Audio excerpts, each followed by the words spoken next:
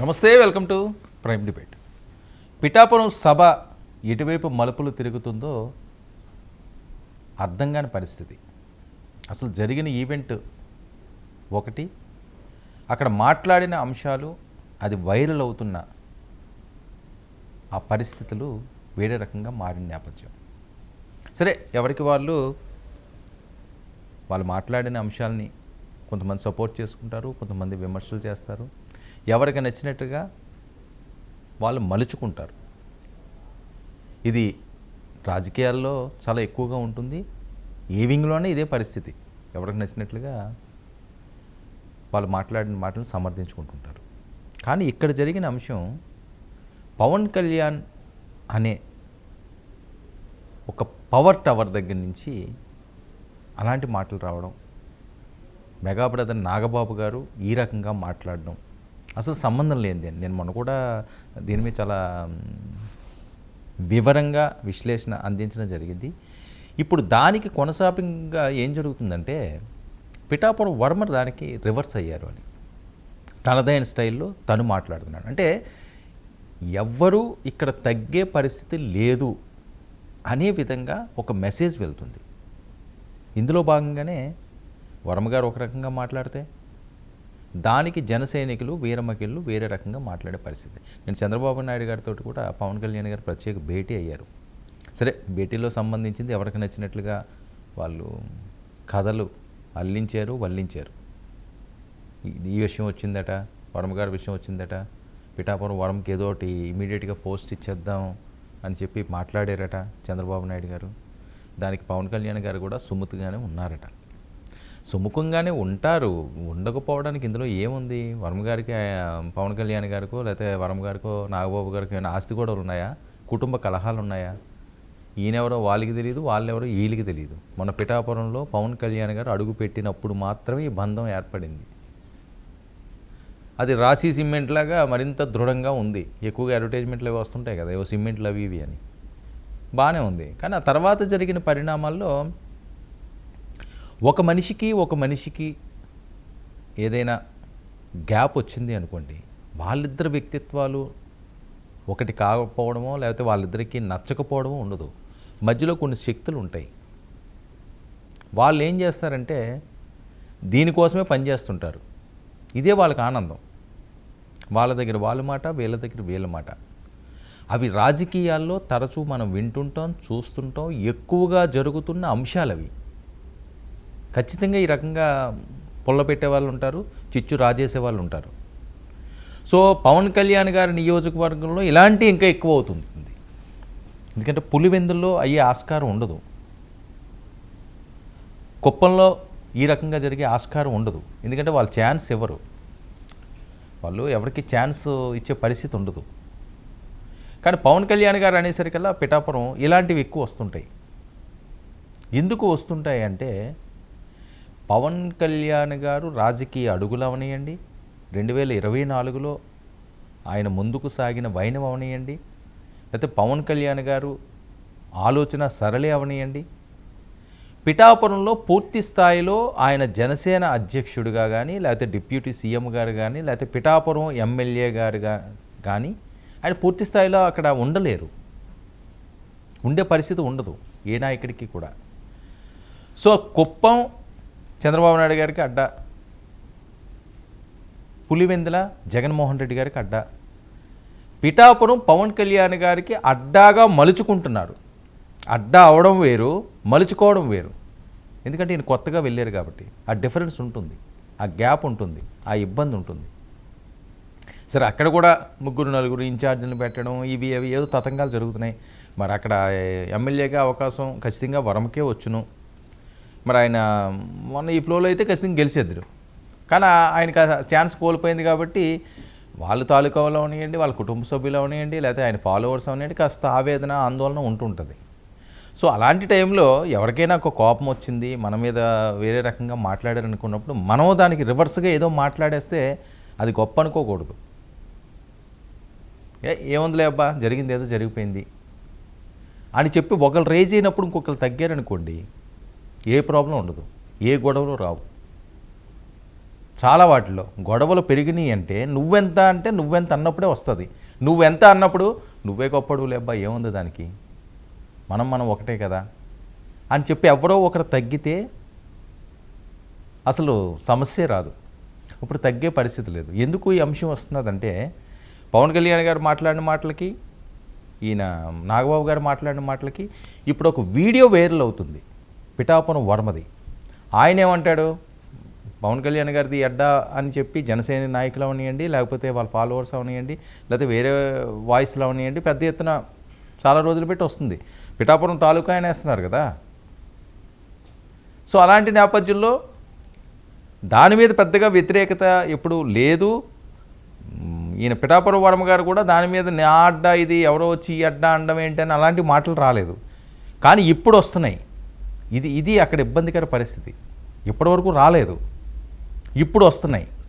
ఎందుకు వస్తున్నాయి, దీనికి ప్రధాన కారణం ఏంటో ఒకసారి పవన్ కళ్యాణ్ గారు బయట, నాగబాబు గారు బయట ప్లే చేయండి. ఆ తర్వాత వర్మ బయట ఏంటన్నది వైరల్ అవుతున్నది నేను వినిపిస్తాను ప్లీజ్. మనం నిలబడ్డాం, పార్టీని నిలబెట్టాం. మనం నిలదొక్కుకున్నాం.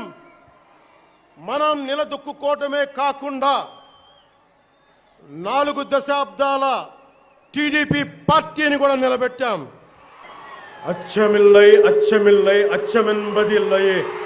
Right, okay. నాగబాబు గారు బయట. ఇక్కడ పిఠాపురంలో పవన్ కళ్యాణ్ గారు అఖండ విజయం సాధించడానికి 2 ఫ్యాక్టర్స్, 2 ఇంపార్టెంట్ ఫ్యాక్టర్స్. ఒకటి మన ప్రెసిడెంట్ జనసేన అని పవన్ కళ్యాణ్ గారు అయితే, రెండో ఫ్యాక్టర్, నాటి వ్యక్తి ఫ్యాక్టర్ పిఠాపురం జన సైనికులు, పిఠాపురం పౌరులు, పిఠాపురం ఓటర్స్.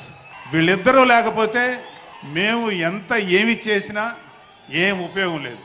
సో మాలో ఎవరైనా ఇంకెవరైనా సరే పవన్ కళ్యాణ్ గారి విజయానికి నేనే దోహదపడ్డాను అని ఎవరన్నా అనుకుంటే అది వారి కర్మ, అంతకంటే ఏం చేయలేదు. రైట్, ఇదండి నాగబాబు గారు మాట్లాడింది. 2 ఫ్యాక్టర్స్ అన్నారు. ఒక వ్యక్తి అని మళ్ళీ ఆయనే దాన్ని సరిదిద్దుకుని ఆ వ్యక్తి కాదు అని చెప్పి మాట్లాడిన సందర్భం సరేలేండి. ఓకే, లైవ్లో ఉన్నప్పుడు ఆ ఫ్లో ఉన్నప్పుడు ఎవరైనా సరే చిన్న చిన్న మిస్టేక్లు ఉండొచ్చు, తప్పులు మాట్లాడొచ్చు, పదాలు తొల్లొచ్చు, తప్పు లేదు. కానీ ఆ పదాలు ఎదుటి వాళ్ళని గుచ్చుకునే విధంగా చేస్తేనే ఇబ్బంది. ఒక ప్రశాంతమైన సంసార జీవితంలో ఏవైనా చిన్న చిన్న అరమరికలు గ్యాప్లు వచ్చినా దాన్ని సరిదిద్దుకుంటూ పోవాలి తప్పించి దాన్ని పెద్దది చేసుకుంటూ వెళ్తే అది ఎక్కడికి దారి చేస్తుందో చాలామంది కుటుంబ సభ్యులు మనం చూసాం. ఆ పరిస్థితి కూటమికి ఉండకూడదనే కదా 15 సంవత్సరాలు అంటున్నారు పవన్ కళ్యాణ్ గారు. ఆయన బహిరంగంగా చెప్పింది అది 10-15 సంవత్సరాలు మేము కలిసే ఉంటాము అని. మరి అలాంటి పరిస్థితుల్లో చిన్న చిన్న వాటిని భూతత్వంలో పెట్టి చూస్తారు కొంతమంది, ఇదే పని మీద ఉంటారు కాబట్టి. అది కొద్దిగా ఇబ్బంది కింద మారే పరిస్థితి. నాగబాబు గారు మాట్లాడినట్టుగా పిఠాపురంలో ఎవరో పవన్ కళ్యాణ్ గారిని గెలిపించారనుకోవడం వాళ్ళ తప్పు అన్నట్టుగా ఆయన మాట్లాడచ్చు. కానీ ఏ నియోజకవర్గం అయినా మొన్న జరిగిన ఎన్నికల్లో 2024లో ఎవరు ఆత్మవిమర్శ చేసుకున్నా తెలుగుదేశం పార్టీ, జనసేన, బీజేపీ ముగ్గురు ఒకే మాట ఒకే బాట అన్నిటికీ తగ్గి త్యాగాలు చేసుకుని సమిష్టిగా ముందుకు సాగి ఇది నా పనిరా అని మిగతా పార్టీలు కూడా అనుకుని, జనసేన కోసం తెలుగుదేశం పార్టీ బీజేపీ అనుకుని, టీడీపీ కోసం జనసేన బీజేపీ అనుకుని, బీజేపీ కోసం తెలుగుదేశం పార్టీ జనసేన అనుకుని ముందుకు సాగారు. కాబట్టే ఇదొక చరిత్ర. 164 సీట్లు రావడం అన్నది అది సామాన్యమైన అంశమేం కాదు. ఎంత వ్యతిరేకత ఉన్నప్పటికీ కూడా వైఎస్ఆర్సీపీకి వ్యతిరేకత అయి ఉండొచ్చు కాక వాళ్ళు చేసిన స్వయంకృతాపరాధాలు చాలా ఉన్నాయేమో కాదు, కళ్ళ ముందు కనిపిస్తున్నాయి కదా, ఉన్నాయని నిరూపించారు. కానీ వీళ్ళు ముగ్గురు కలిసి వెళ్ళారు కాబట్టి ప్రతి మనిషికినండి, చంద్రబాబు నాయుడు గారికి కూడా జనసేన వాళ్ళు, తెలుగుదేశం పార్టీ, బీజేపీ వాళ్ళు ఓట్లేస్తేనే ఆయన గెలిచారు. పవన్ కళ్యాణ్ గారికి కూడా ఒక్క జనసేన నాయకులే కాదు, ఒక్క పవన్ కళ్యాణ్ గారి ఫేస్ అనే కాదు, అక్కడ చంద్రబాబు నాయుడు గారి ఫేస్ అని ఎలా మాట్లాడుకోవడం అన్నది ఇబ్బందికర పరిస్థితి. ఆ రకంగా మాట్లాడవలసిన అవసరమే ఉంది. పవన్ కళ్యాణ్ గారు గెలుపుకి అందరూ కృషి చేశారంటే అయిపోయింది కదా, ఒక్కరి వల్ల ఎక్కడవుతుందండి? అనవసరమైన సందర్భం కదా అది. ఇది కదా అందరూ ట్రోల్ చేసేది. ఇలా అని చెప్తే బాధ అనిపించవచ్చు, ఇబ్బంది పడవచ్చు, కానీ నిజం కాదా?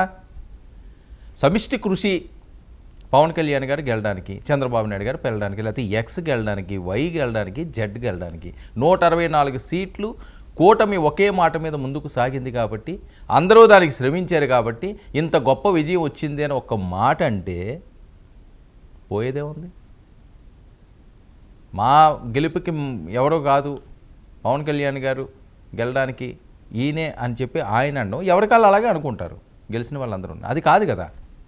మరి దీనికి ఈయన పిఠాపురం వర్మది ఒక వీడియో వైరల్ చేస్తున్నారు అంటే ఇది ఎక్కడ నెవర్ ఎండ్ టాపిక్లో ఉంది. ఇది చూస్తుంటే ఇది పరిస్థితి. నాకు ఎవరు అవసరం లేదు, నేను స్థానికుడిని, ఇక్కడే ఉంటానని చెప్పి ఈయన మాట్లాడారు. ఇది ఎటువైపు దారి తీస్తుంది, ఎటువైపు వెళ్తుంది? ఈ రకంగా మాటలు బయటికి వస్తే ఎవరికి నష్టం? అది ఆ విజన్ ఏమవుతుంది? మీరు ఏదైతే సాధించాలనుకున్నారో అది కొద్దిగా ఇబ్బంది అయ్యే పరిస్థితి ఉంటుందా లేదా అన్నది వాళ్ళే ఆత్మవిమర్శలు చేసుకోవాల్సిన అవసరం ఉంది. ఏదైనప్పటికీ జరిగిందేదో జరిగిపోయింది, ఇక్కడికి ఒక ఫుల్ స్టాప్ పెట్టాలి. తప్పు లేదు, తగ్గించుకోవడంలో తప్పే ఉంది. పెద్ద పెద్ద వాళ్ళే మహానుభావులే ఏదన్నా అయినప్పుడు అదేం కాదులే అని చెప్పి ఒక ఫోన్లో మాట్లాడతారు, వేరేవారు అంటారు. మోదీ గారిని ఆదర్శంగా తీసుకోండి. పంజాబ్లో గతంలో రైతు ఉద్యమం ఎలాంటి ఉద్యమం? సామాన్యమైన ఉద్యమం కాదు అది. అసలు ఏమవుతున్నదో ఢిల్లీ షేక్ అయింది. అలాంటిది నేను ఆ చట్టాన్ని వెనక్కి తీసుకుంటున్నాను, నా తప్పే క్షమించండి అన్నట్టుగా మాట్లాడారు మోదీ గారు. ఏం పోయింది? ఇప్పుడు గెలిచి కూర్చున్నారు ఢిల్లీలోని. అది కదా అసలైన రాజకీయం అంటే. లేదు నేను తీసుకున్న నిర్ణయమే గొప్పది, జగన్మోహన్ రెడ్డి గారు లాగా నాకు ఎదురు లేదు, నాకు ఎవరు చెప్పినా నేను విన్నో అన్నారనుకోండి, ఏమవుతుంది? అది ఫెయిల్యూరే అవుతుంది. సో ఆ పరిస్థితులకి రాకుండా మరి ఇక్కడికైనా ఫుల్ స్టాప్ పెట్టాలని అందరూ అభిమానులు కోరుకుంటున్నారు. దీన్ని ఇంకా పెంచుకోవడం మంచిది కాదు అని సంయమనం పాటించాలి ప్రతిదానికి కూడా. మరి ఆ రకంగా ఉంటుందో లేదో చూడాలి. ఇక మరొక అంశానికి వస్తే, చంద్రబాబు నాయుడు గారు పవన్ కళ్యాణ్ గారు భేటీ. ఒకటి, నాగబాబు గారికి ఏ శాఖ ఇద్దామని చెప్పి ఆలోచిస్తున్నారన్నట్లుగా ఒక టాక్ వస్తుంది. వేరే అంశాలు కూడా ఉండే అవకాశం ఉంటుంది. అమరావతి ప్రధాన అంశం, మోదీ గారిని ఆహ్వానించడానికని అక్కడికి వెళ్ళడం. ఇక పిఠాపురం పంచాయతీ ఎటు వెళ్తుంది? శ్యామలకి ఉచ్చు బిగుస్తుంది, అడ్డంగా బుక్ అయిపోయింది ఆవిడ. ఆ యాప్ కోసం ఆ యాప్ బుక్ అయిపోయింది ఆవిడ. గతంలోనే దీని మీద పెద్ద ఎత్తున వైఎస్ఆర్సీపీ వాళ్ళు ఈ రకంగా చేస్తున్నది ఆవిడ శ్యామల అని చెప్పి తెలుగుదేశం పార్టీ వాళ్ళు, జనసేన వాళ్ళు ఆ వీడియోలు చూపించి చాలా హడావుడి చేసేవారు నా డిబేట్లోనే. ఎందుకు అరెస్ట్ అవుతుందిలే ఏదో అన్నట్టుగా అనుకునే వాళ్ళని. కానీ వాళ్ళకి ముందే హింట్ వచ్చినట్టున్నది ఈరోజు అయింది. విజయసాయిరెడ్డి లీక్స్ జగన్మోహన్ రెడ్డి గారికి ఇబ్బందికరంగా మారుతున్నాయి. లిక్కర్ భాగవతం అంతా కూడా బయటికి వస్తుంది. మిథున్ రెడ్డి గారి వాళ్ళ మీద కూడా ఫోకస్ పెరుగుతుంది. ఇవన్నీ చర్చిద్దాం.